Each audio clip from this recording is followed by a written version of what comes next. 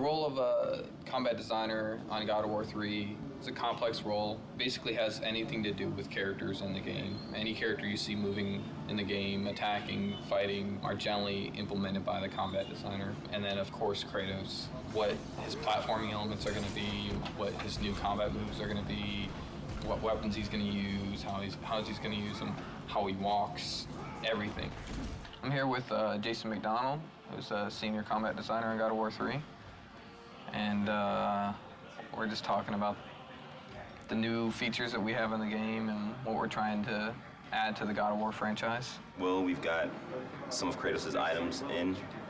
He can grab a head and he can light stuff up. Now that we can play with lighting in God of War 3, we can make the entire room dark, have enemies that are attacking you in the dark, can't be seen. And when you light them up with the head, they light up for a limited amount of time, so you can attack them while you can see them, but then they are constantly disappearing. You get to parts where it's completely pitch dark and you hear the guys scream in the background.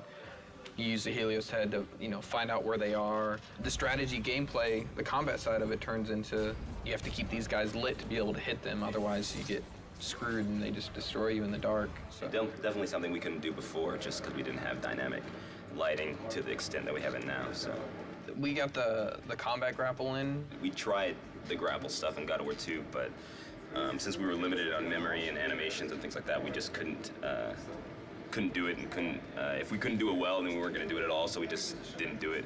But now we have more space, more memory. Kratos is a very strong character, so when he grapples an enemy, he kind of just charges right in and plows through everybody. So the grapple system is exactly like that. You can launch somebody in the air and you grapple them and you ply yourself right into the air, right into them. If there's a crowd of enemies, you'll ply yourself through all of them.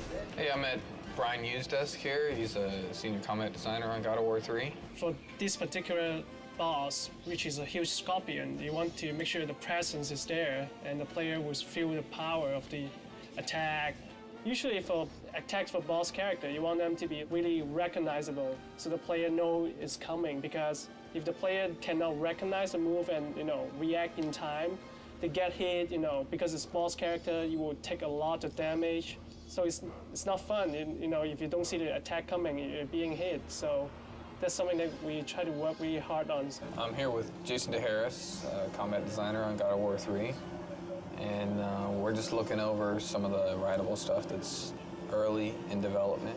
So how do you think it's going? It's all right in terms of Kratos. He still wants to kill this beast that's in his way to his ultimate goal. So it's not really his friend, so he's not really telling it to attack.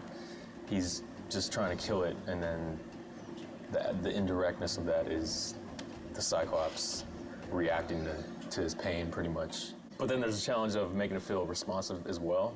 So I guess it's kind of disguising that responsiveness with the pain reaction. So even the pain reaction is really a hit, actually. As you can see, we got a bunch of grunts on screen right now. And when you're fighting all these grunts, like taking on, doing a special move or grabbing each one and killing them, that can be kind of slow. This will be an awesome tool for, like, you see the Cyclops in there and you're just like, I want to get after the Cyclops so I can jump on his back and do tons of damage and kill these guys quicker. But just like any other feature, we have to prove that it's going to be fun and good. And if it's not, we got to get rid of it because everything has to be fun.